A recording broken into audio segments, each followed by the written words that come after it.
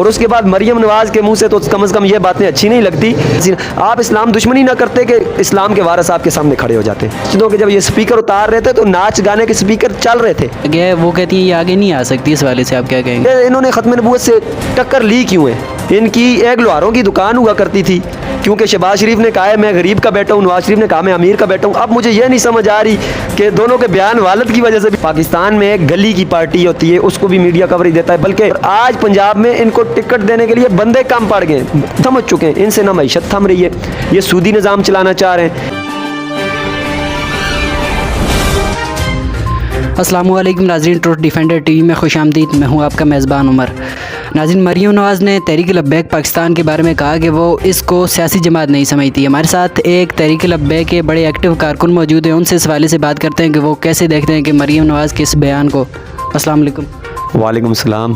कामरान भाई, आप मरियम नवाज़ के इस बयान को कैसे देखते हैं? उन्होंने कहा कि मैं तहरीक लब्बैक को एक सियासी जमात समझती नहीं हूँ। देखें जी, सबसे पहले तो मरियम नवाज़ साहिबा ने जो ये बात कही है कि इन्होंने सबको ख़त्म करने के लिए ये जमात बनाई है, तो इंशाल्लाह ये सब ख़त्म होंगे, क्योंकि जब हक़ आता है तो बातिल मिट जाता है, और बातिल मिटने के लिए तो इंशाल्लाह ये बातिल मिटेगा। मरियम नवाज़ साहिबा को उस चीज़ का पता नहीं है कि हम उनके ख़िलाफ़ आए क्यों हैं। उनके ख़िलाफ़ नहीं, हम इस सिस्टम के ख़िलाफ़ क्यों आए, हम इस निज़ाम के ख़िलाफ़ क्यों आए। जब मरियम नवाज़ के वालिद साहब कादियानियों को, मिर्ज़ाइयों को अपना बहन भाई कह रहे हैं, तो हमने तो उसके ख़िलाफ़ आना है, और जब हम खिलाफ़ आएंगे तो जो गैरतमंद मुसलमान है वो इस आवाज़ को सुनेगा। इसके बाद दूसरी बात, इन्होंने अपने दौरे हुकूमत में ख़त्म नबूवत पर एक डाका मारा। ख़त्म नबूवत के कानून में एक तरमीम करके असम्बली से ख़त्म नबूवत की जो तरमीम थी वो करके असम्बली से ख़त्म नबूवत का कानून बिल्कुल ख़त्म कर दिया, हलफनामा ख़त्म कर दिया, जिससे कादियानियों को, मिर्ज़ाइयों को रास्ता मिला कि वो आकर असम्बलियों में भी बैठ सकते हैं और हमारे सेटअप को संभाल सकते हैं। इस पर अमीरुल मुजाहिदीन हज़रत अल्लामा हाफ़िज़ ख़ादिम हुसैन रिज़वी साहब ने जो आवाज़ उठाई और गैरतमंद मुसलमानों की वो आवाज़ बने, जब अल्लामा हाफ़िज़ ख़ादिम हुसैन रिज़वी साहब इस तरह आवाज़ उन्होंने उठाई तो लोगों ने लब्बैक कहा।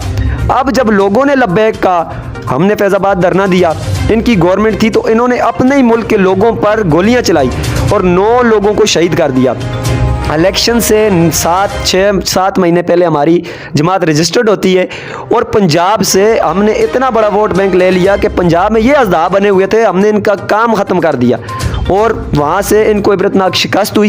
ये हमें किस तरह तस्लीम करेंगे, आप खुद देख सकते हैं। इनको इबरतनाक शिकस्त हुई, और आज पंजाब में इनको टिकट देने के लिए बंदे कम पड़ गए, बंदे नहीं मिल रहे इनको, और तहरीक लब्बैक हर जगह लोग हमारे टिकटों के लिए लाइनों में खड़े हैं। आप देख लें पंजाब असम्बली में उठा के, पंजाब असम्बली की जो नशिस्तों पर इलेक्शन हो रहे हैं, 30 अप्रैल की जो डेट दी है, वहाँ पर इनकी क्या पोजीशन है और हमारी क्या पोजीशन है। लोग तंग आ चुके हैं, लोग समझ चुके हैं, इनसे ना मईशत थम रही है, ये सूदी निज़ाम चलाना चाह रहे हैं। हम सूदी निज़ाम के ख़िलाफ़ हैं। अवाम सुन के फैसला करे कि कौन गलत है कौन सही है। और उसके बाद मरियम नवाज़ के मुँह से तो कम से कम ये बातें अच्छी नहीं लगती कि ये आए फ़लाँ तरीके से आए, इस तरह। हम गाजी मलक मुमताज़ हुसैन कादरी की तहरीक सबको पता है, हमने चलाई, और उस पर जब इन्होंने एक आशिक़ रसूल को फांसी दी तो उस पर हमने सियासी जमात बनाई कि हम ईवानों में आकर अब काम करेंगे नामूसे रिसालत का।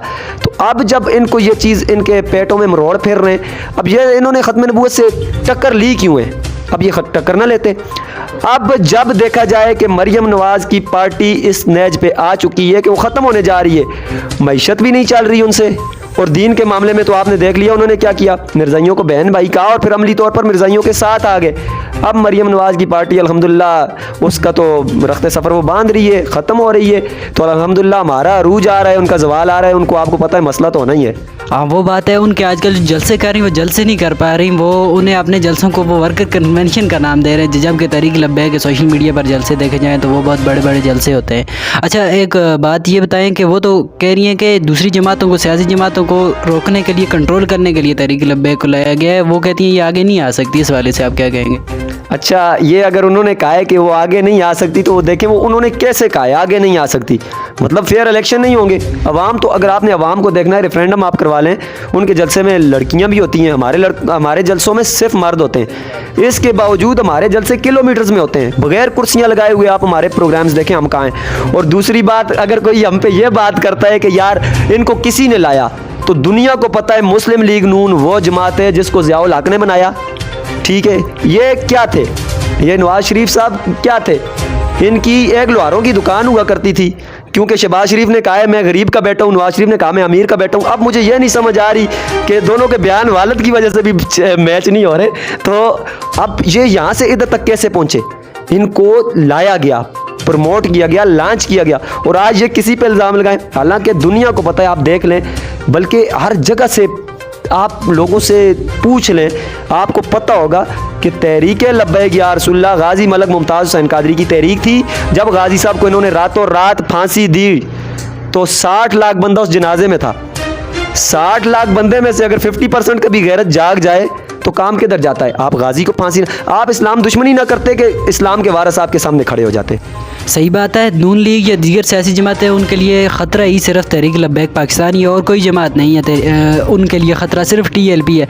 लेकिन देखें, मरियम नवाज़ को पूरा मीडिया कवरेज देता है और सोशल मीडिया पर भी कोई पाबंदी नहीं, जबकि TLP को आते हैं फेसबुक पर या मीडिया तो बिल्कुल कवरेज नहीं देता, सोशल मीडिया पर भी काफ़ी पाबंदी हैं। इसका भी आप कैसे सामना कर रहे हैं और किस तरह इसे कंट्रोल करेंगे या ओवरकम करना? देखें जी, आपको पता ही है कि वजह क्या है, इसके पीछे जाना चाहिए कि वजह क्या है कवरेज ना देने की। पाकिस्तान में एक गली की पार्टी होती है, उसको भी मीडिया कवरेज देता है, बल्कि मुस्तफ़ा कमाल जिनकी पाक सरजमीन पार्टी है, वो कितनी सी है, एक कराची के कुछ इलाकों की पार्टी है और चंद हज़ार उनका वोट बैंक है, उसको मीडिया मुकम्मल कवरेज देती है। बाकी आप जमातें देख लें, कोई भी आप जमात देख लें, उसको मीडिया कवरेज देती है। TLP जो चारों सूबों की जमात है, जो पाकिस्तान से बाहर हर मुस्लिम की तर्जुमानी करती है, हर जगह मुसलमान उसको पसंद करते हैं। आपने हर मुल्क में देखा होगा, क्योंकि सोशल मीडिया का दौर है, कि हमारे फॉलोअर्स मौजूद हैं, हमारे कायद के मानने वाले लोग मौजूद हैं, हमारे नज़रिए पर चलने वाले, हमें कवरेज क्यों नहीं दी जाती? ये सवाल ये कि कवरेज दी क्यों नहीं जाती? बाकी है सूद पे किसी को कोई मसला नहीं है, हम कहते हैं सूद का निज़ाम नहीं चलेगा, अल्लाह रसूल से जंग है।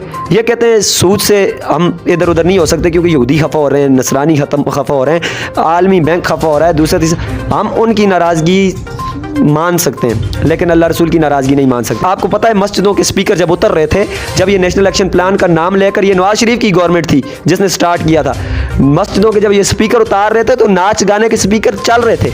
ये इस्लाम दुश्मनी में सब कुछ करेंगे, इनको जो ऊपर से आर्डर मिलेंगे ये वो करेंगे, और हम जब इनके खिलाफ खड़े होंगे हमें मीडिया कवरेज इसलिए नहीं मिलेगी, बाकी दूसरी बात ही कोई नहीं है।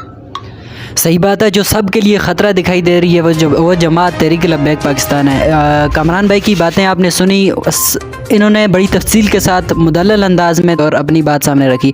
आपको ये वीडियो कैसी लगी, इनकी बातें कैसी लगी, हमें कमेंट सेक्शन में ज़रूर बताइएगा, और इस चैनल को भी सब्सक्राइब करते चलें। एक नई वीडियो के साथ हाज़िर होंगे, तब तक के लिए इजाज़त दीजिए। अल्लाह हाफ़िज़।